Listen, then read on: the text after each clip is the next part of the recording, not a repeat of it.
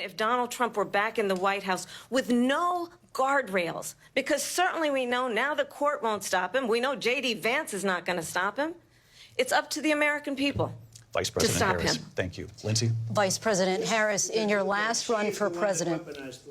This is the one that weaponized, not me. She weaponized. I probably took a bullet to the head because of the things that they say about me. They talk about democracy. I'm a threat to democracy. They're the threat to democracy with a fake Russia investigation We do have a lot that went nowhere. We have a lot to get to. Lindsay? Vice President Harris, in your last run for president, you said you wanted to ban fracking. Now you don't. You wanted mandatory government buyback programs for assault weapons. Now your campaign says you don't. You supported decriminalizing border crossings. Now you're taking a harder line. I know you say that your values have not changed. So then why have so many of your policy positions changed? So my values have not changed, and I'm going to discuss at least every point that you've made. But in particular, let's talk about fracking because we're here in Pennsylvania. I made that very clear in 2020.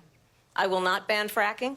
I have not banned fracking as Vice President of the United States. And in fact, I was the tie-breaking vote on the Inflation Reduction Act, which opened new leases for fracking.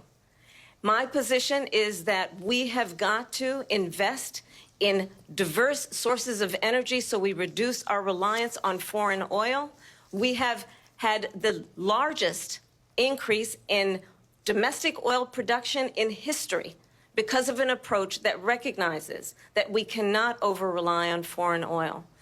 As it relates to my values, let me tell you, I grew up a middle-class kid raised by a hardworking mother who worked and saved and was able to buy our first home when I was a teenager.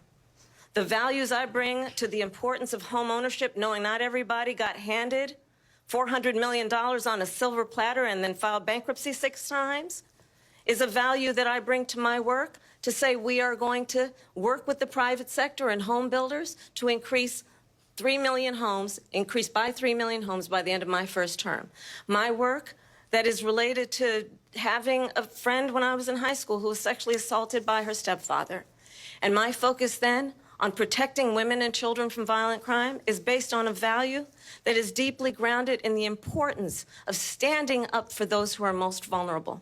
My work that is about protecting Social Security and Medicare is based on long-standing work that I have done, protecting seniors from scams. My values have not changed. And what is important is that there is a president who actually brings values and a perspective that is about lifting people up and not beating people down and name-calling. The true measure of the leader is the leader who actually understands the strength is not in beating people down, it's in lifting people up. I intend to be that president. President